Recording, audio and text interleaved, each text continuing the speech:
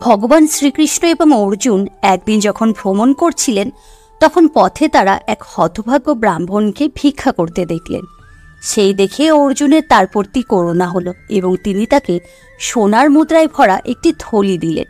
সেটি পেয়ে ব্রাহ্মণ অত্যন্ত খুশি হলেন, কিন্তু বাড়ি ফেরার পথে একটি জঙ্গল পড়ল এবং একটি চোর ব্রাহ্মণের কাছ থেকে সোনার মুদ্রা ভরা থলিটি চোর করে ছিনিয়ে নিল। ব্রাহ্মণ এতে খুব হতাশ হয়ে পড়লেন এবং পরের দিন তিনি আবার ভিক্ষা করতে বেরোলেন। সেই সময় শ্রীকৃষ্ণ ও অর্জুন ব্রাহ্মণকে আবার ভিক্ষা করতে দেখলেন। সেই দেখে অর্জুন তার কাছে জানতে চাইলেন যে সোনার মুদ্রা পাওয়া সত্ত্বেও তিনি কেন আবার ভিক্ষা করছেন। তখন ব্রাহ্মণ তার সাথে ঘটে যাওয়া আগের দিনের সব কাহিনী অর্জুনকে বর্ণনা করলেন। এতে অর্জুনের আবার ব্রাহ্মণের প্রতি করুণা হলো এবং তিনি এবার ব্রাহ্মণকে একটি মূল্যবান রত্ন উপহার দিলেন। ব্রাহ্মণ রত্নটি পেয়ে খুবই খুশি হলেন। এরপর বাড়ি ফিরে তিনি একটি পুরনো কলসিতে রত্নটি রেখে ঘুমিয়ে পড়লেন। পরের দিন তার স্ত্রী একটি কলসি নিয়ে জল আনতে গেলেন, কিন্তু কলসিটি তার হাত থেকে ফসকে জলের মধ্যে পড়ে গেল। তখন তিনি আবার বাড়িতে এসে সেই পুরনো কলসি, যার মধ্যে রত্ন রাখা ছিল, সেটি নিয়ে গেলেন জল ভরতে। কিন্তু জল ভরার সময় কলসি থেকে সেই রত্নটি জলের মধ্যে পড়ে গেল। এদিকে ব্রাহ্মণের যখন ঘুম ভাঙল, যখন তিনি দেখলেন যে কলসিটি সেখানে নেই, তখন কলসিটি খুঁজতে তিনি ঘর থেকে বেরিয়ে গেলেন এবং পথে তার স্ত্রীর সাথে দেখা হলো। ব্রাহ্মণ তাকে জিজ্ঞাসা করল যে পুরনো কলসিটি নিয়ে কেন জল ভরতে এসেছে।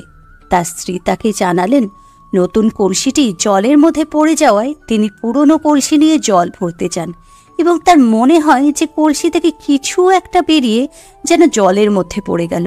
এই কথা শুনে ব্রাহ্মণ খুবই হতাশ হয়ে পড়লেন এবং আবার পথে পথে ভিক্ষা করতে শুরু করলেন।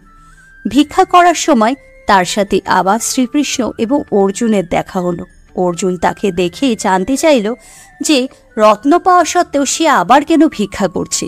ব্রাহ্মণ তখন তাকে রত্ন হারিয়ে যাওয়ার সমস্ত কাহিনী শোনালেন।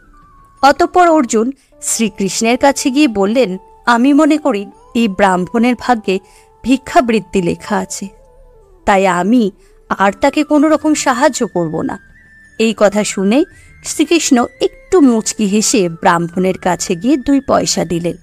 এই দেখে অর্জুন কৃষ্ণকে জিজ্ঞাসা করলেন, হে প্রভু, আমার দেওয়া স্বর্ণ মুদ্রার থলি এবং মূল্যবান রত্ন যখন তার অবস্থার পরিবর্তন করতে পারল না, তাহলে আপনার দেয়া এই 2টি পয়সা তার ভাগ্যের কি পরিবর্তন হবে? শ্রীকৃষ্ণ অর্জুনকে বললেন, তুমি শুধু ওনার পেছনে যাও আর দেখো কি হয়। এদিকে ব্রাহ্মণ পয়সা 2টি পেয়ে ভাবছিলেন যে এই পয়সা দিয়ে তো একজনেরও পেট ভরার মতো কোনো খাবার হবে না, তবু কেন প্রভু তাকে এই সামান্য পয়সা দান করলেন। এসব কথা ভাবতে ভাবতে ব্রাহ্মণ যখন তার বাড়ির দিকে যাচ্ছিলেন, তখন তিনি দেখলেন একটি মাছ একজন জেলের জালে আটকা পড়ে নিজের প্রাণ বাঁচানোর জন্য আপ্রাণ চেষ্টা করছে। তখন ওই মাছের জন্য ব্রাহ্মণের করুণা হলো এবং তিনি ভাবলেন এই 2টি পয়সা খাবার কেনার জন্য যথেষ্ট নয়, তবে এই পয়সা দিয়ে তিনি এই প্রাণীটির প্রাণ বাঁচাতে পারবেন। তখন তিনি ওই পয়সা দিয়ে মাছটি কিনে নিলেন এবং তার কমণ্ডলুর জলের মধ্যে রেখে দিলেন। এরপর যখন তাকে জলে ছেড়ে দিতে যাবেন, তখন তিনি দেখলেন মাছটির গলায় কিছু আটকে আছে। মাছটির কষ্ট দূর করার জন্য যখন তার গলার মধ্যে থেকে তিনি ওই জিনিসটি বের করলেন, তখন বুঝতে পারলেন এটি হলো সেই রত্ন যা তার স্ত্রীর কাছ থেকে হারিয়ে গিয়েছিল। রত্নটি পেয়ে তিনি আনন্দে চিৎকার করে উঠলেন, আমি পেয়ে গেছি, আমি পেয়ে গেছি।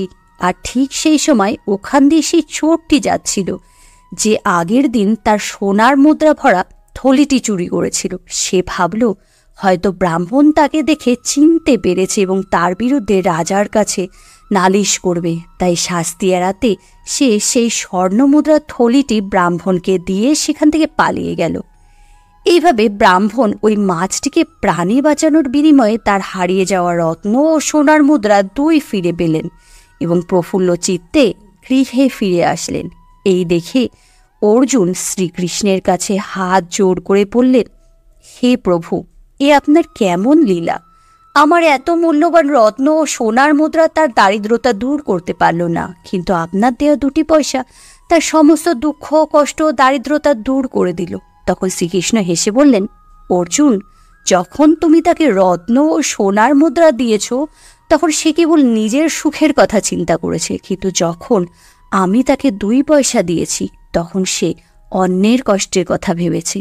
আসলে যখন আমরা নিজের কথা ভাবি তখন আমাদের সব কিছু আত্মকেন্দ্রিক হয়ে পড়ে, কিন্তু যখন আমরা অন্যের দুঃখ কষ্ট দূর করার কথা ভাবি তখন সেই কাজের মধ্যে দিয়ে আমরা ঈশ্বরের কার্য সম্পাদন করি, ঈশ্বরের সান্নিধ্য লাভ করি।